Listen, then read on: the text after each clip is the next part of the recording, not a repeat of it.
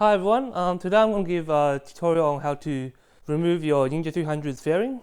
First thing first, I'm just going to show you guys what you will need. You won't need too many tools. To be honest, you can even just get by with the standard tool set that came with the bike, which is this one over here. You should have pretty much everything you need in there except for maybe a flathead screwdriver. I do have my own set of Allen key here and my own set of screwdrivers because I just don't like the set that came with the bike. Also, I'll be pretty much everything I'll be doing today will be by the books. So all the steps and everything are gonna go strictly by the Ninja 300's motorcycle service manual. You can there are versions of this online that you can find, but even if you don't have one, I will be letting you guys know all the information you'll need in this tutorial anyway. Alright, so the first component we're going to remove is the lower fairing. So let's take a quick look at the service manual here. When you are removing the lower fairings, you have two quick rivets towards the front. We also have two bolt and nylon washers located on the fairing. Once you've taken these components off, you can simply just pull the fairing off gently. Now keep in mind, when you're putting the fairing back on, the installation is just the reverse process of removal. We have a bolt over here, one here, and another, whatever this thing's called, a cap. Hope you guys can see this. Oh god. Now usually when you work on your own jobs, I always recommend having one of those sandwich bag and get a little marker. So what you do is whenever you remove anything from a motorbike, especially the first time when you're doing it, if you're not familiar with it, always put them in a little plastic bag. And then what you want to do is label the plastic bag. So this is the lower fairing, so low fair. See? You always want to make sure that you label everything on nuts and bolt that you remove from a motorcycle, and keep them all sorted according to the parts that they came off from. That way you're not going to have a nightmare of putting things back together. It is also recommended that you take a photo of the bolt before you take it off. So the photo will reveal the location of the bolt. So when you put it back on, you know where it goes. Yes, you'll end up with a phone full of individual photos of individual nuts and bolts, but it's a trade-off that's well worth it. Let's take off this one. These are really loose.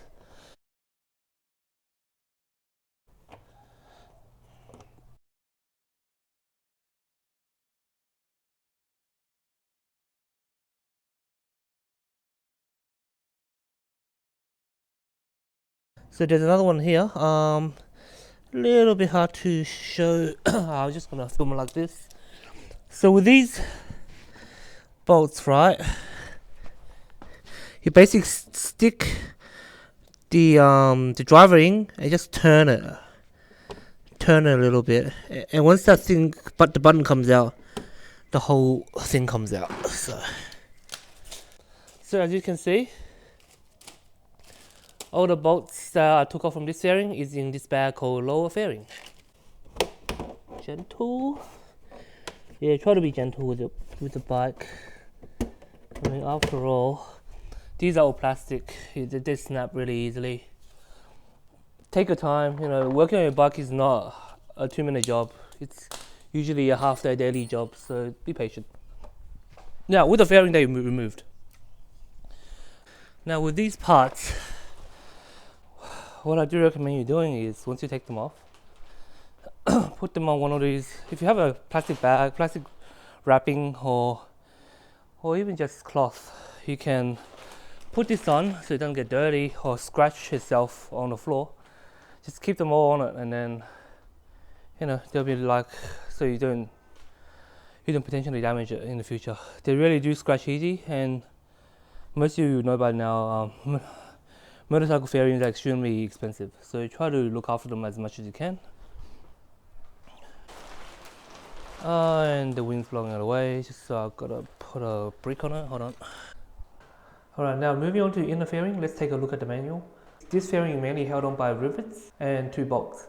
We're not going to remove the bolts because we are not going to take the fairing off completely. We are just taking off the rivets so that the mid fairing that's attached to it may come off. Again, reinstallation is just a reverse process.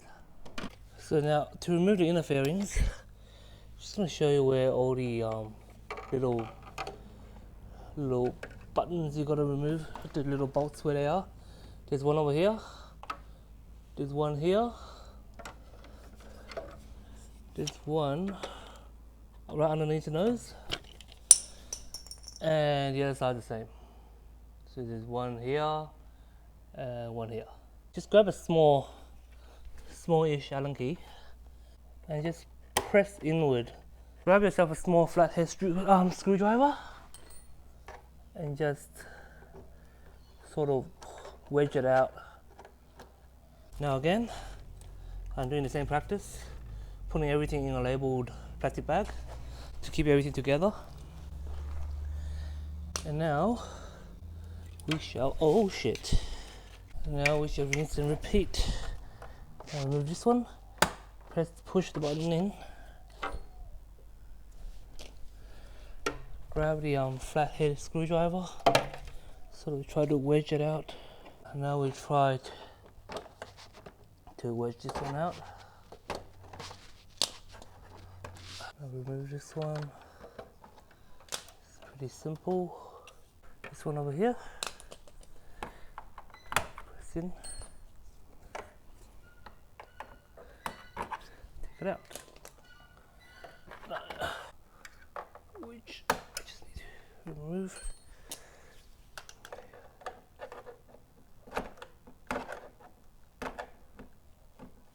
Alright, once you unbolted these, you don't actually have to remove it, just leave it in there, unbolted. Now we will remove the side cover. Here's the manual information on the side cover removal. The side cover is only held on by one bolt. Once you remove that one bolt, you'll be able to remove the side cover off.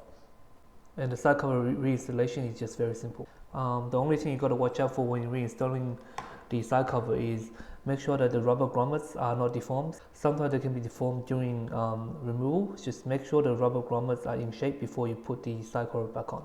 Yeah, I'm gonna take this off. Okay, maybe tighten this first a little bit.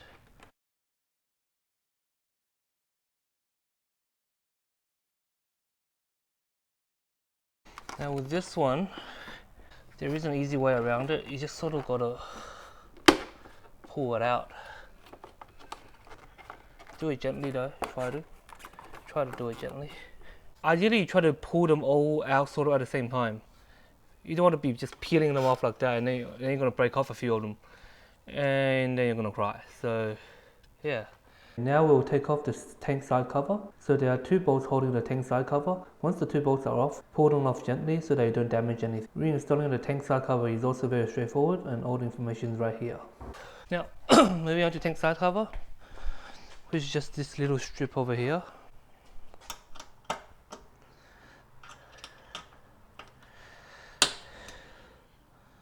So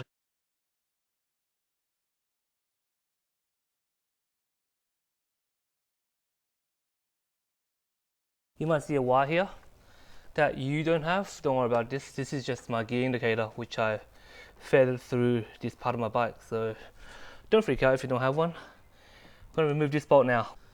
Just use the Phillips head that's providing the standard service kit.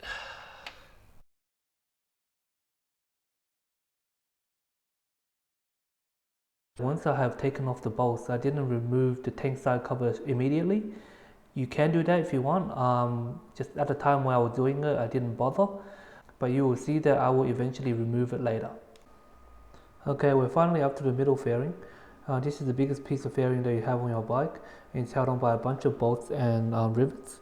Now, I don't know what's going on here, but the number of bolts and rivets that I found on the fairing doesn't quite match up to what is listed here on the manual, and also the size of the bolt don't match up to those listed on the manual either. But anyway, once you removed all of them, you should be able to wiggle the fairing off gently. Just keep in mind that the fairing is still held onto the bike by indicator light cable, so make sure to detach that. The reinstallation process is just the reverse process, quite straightforward. Just remember to reattach the indicator light and to route the reserve tank overflow hose properly. Grab a bigger Allen key.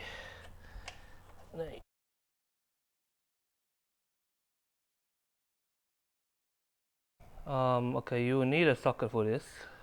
But now I'm going to remove this bolt, which you'll need an 8mm socket. Put it on. It's very loose. It's actually pretty hard to take things off when you're trying to aim a camera at it.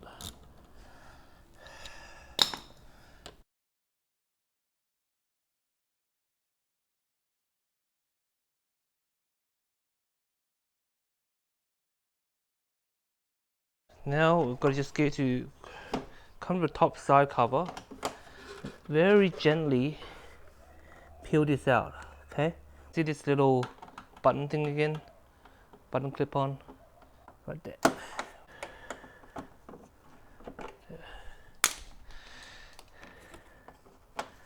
Just like before, you slightly peel this off gently.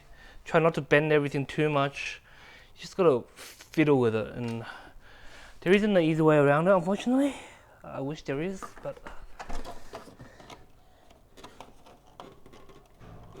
okay. Oh, it's off. See, it's just held on by these 3 points. These 3 points. There's another bolt over here that we shall remove on the mid fairing. This is our 10mm socket.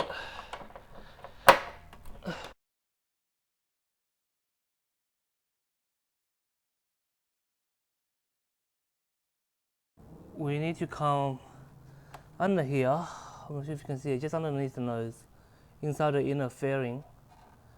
There's this little bolt that my finger's pointing to. This little bolt here. We need to remove that as well.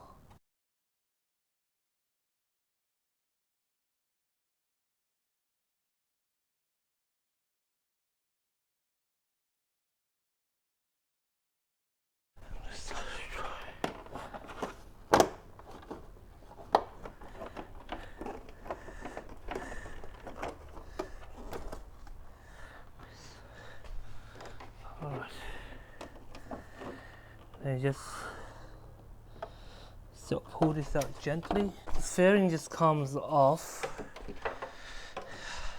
Now, once the fairing comes off, it doesn't just, there's still one part that's attached. See that cable? That's for the indicator light cable. So we need to detach that.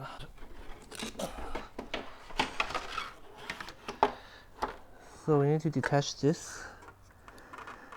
There's a little notch here. Put your screwdriver in, lift it up. Lift up the notch and just pull. It comes out. Store this safe. This fairing is somewhere safe. This is expensive piece of equipment. So, alright, and now the right hand side of the fairing is gone. You have access to pretty much, the right hand side of the bike. You got your coolant over here and a whole lot of other crap. So now I'm going to repeat the same process on the left, which I'm probably not going to film because it's just going to be exactly the same thing as you did on the right hand side. Alright guys, thanks for watching the video. I hope this video tutorial has been useful for you guys. If you find this video helpful or if you enjoyed it, please like and subscribe. That will really help me out. Also, this will mark the start of my motovlog channel. Okay, I know this is not much of a motovlog, but more contents are on its way. So yeah, stay tuned.